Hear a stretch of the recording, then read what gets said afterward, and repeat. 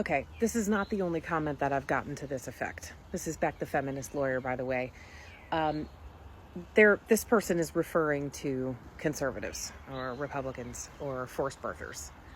And this is patently untrue. While it can often feel like trying to explain things logically is useless, it can definitely feel that way. I promise you it's not useless. Keep trying, keep talking, keep using logic, keep backing people into intellectual corners. You know why I know it works? Because it worked on me. I grew up a conservative Catholic forced birther. I mean, I marched on Washington in the March for Life. I had t-shirts that said abortion is mean. Seriously, I did.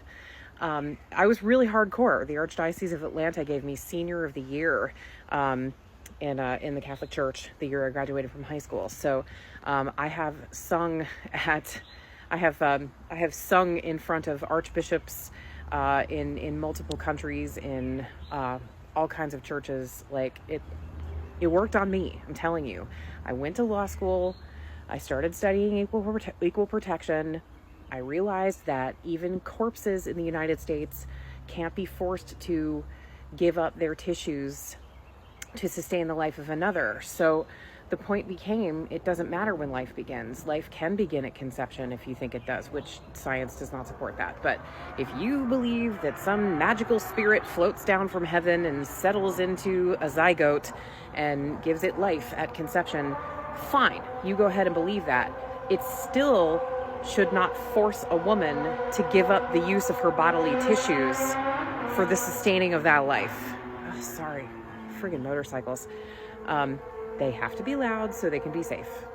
Anyway, so even if that is a child, even if that is a life, that woman cannot be forced to give up the use of her tissues to sustain the life of another. Even corpses have the right to refuse that. Have you ever noticed that you have to consent to being an organ donor? If you didn't have to consent to being an organ donor, that would mean that they could take your tissues to sustain the life of another without your consent. They can't. You have to consent to that. So forced birthers want to make pregnant women the only people on the planet, living or dead, that do not have the ability to withdraw consent for the use of their bodily tissues. It is not equal protection under the law. It's straight up misogyny, and it's straight up trying to control women's bodies. And it was logic that taught me that.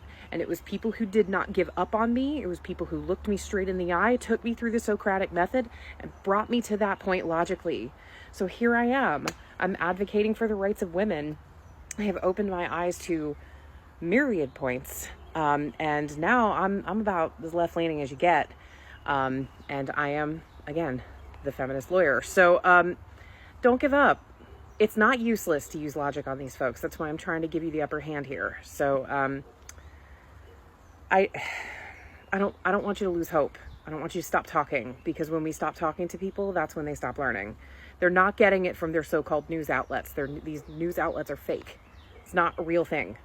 So if they're not going to get it there, we're going to have to bring it to the dinner table. It's up to us. We have to make bigots uncomfortable everywhere we go. We have to make misogynists uncomfortable everywhere we go. We need to make people who are going to take bodily rights from people uncomfortable everywhere we go. We need to make gun worshipers uncomfortable everywhere we go. We need to remind them that the price of them carrying that AR-15 is the blood of a 9-year-old in Tennessee, the blood of 2 9-year-olds in Tennessee.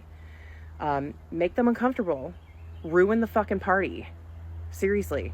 This is how we get it done.